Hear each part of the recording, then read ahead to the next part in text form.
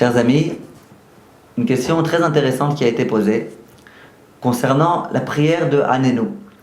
Vous savez que lors du jeûne, on a la coutume de dire Hanenu.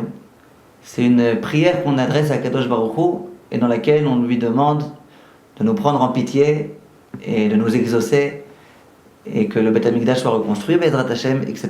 Qu'Hashem exauce nos prières. Il y a une chose qui est assez intéressante. Généralement, on n'y pense même pas. C'est que lorsque la personne dit la prière de Hanenu, le particulier dit Hanenu, il l'insère dans sa prière, en plein milieu d'une bracha. Alors que lorsque le Shaliach Tzibour, l'officiant, lui-même dit cette bracha, au moment où il reprend la prière, il fait de ça une prière à part. Il la récite à un autre endroit, pas dans Shema Kolenu mais ailleurs, et c'est une prière à part, c'est une bracha à part. Ça veut dire, elle se finit par une autre prière. Baruch Ata Hashem, elle ne se finit pas comme les prières habituelles. La question qui m'a été posée, quelle différence? Pourquoi à voix basse, on introduit ce paragraphe dans Shema Kolenu, et pourquoi le Shaliach Tzibour, lui, le récite à un autre endroit? Bonne question.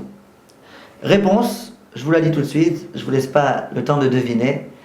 C'est la Gemara dans Masechet Ta'anit qui explique ça, Rashi plus précisément, et qui dit que la prière de Hanenu, lorsqu'on l'introduit dans une bracha déjà existante, dans Shema Kolenu, alors c'était pas très compliqué à instaurer cette chose-là.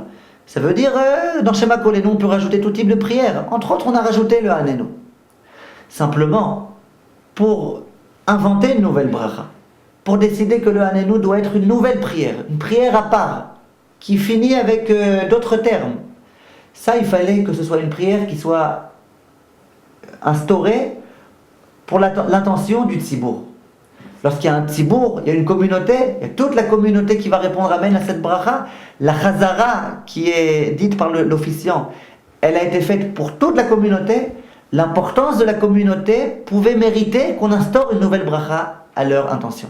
Par contre, en tant que particulier, je n'ai pas ce pouvoir-là. En tant que particulier, j'ai que le pouvoir d'ajouter une petite bracha. Voilà, c'était une petite question, une réponse élémentaire, importante, qu'il faut savoir, et qui nous prouve l'importance de la communauté.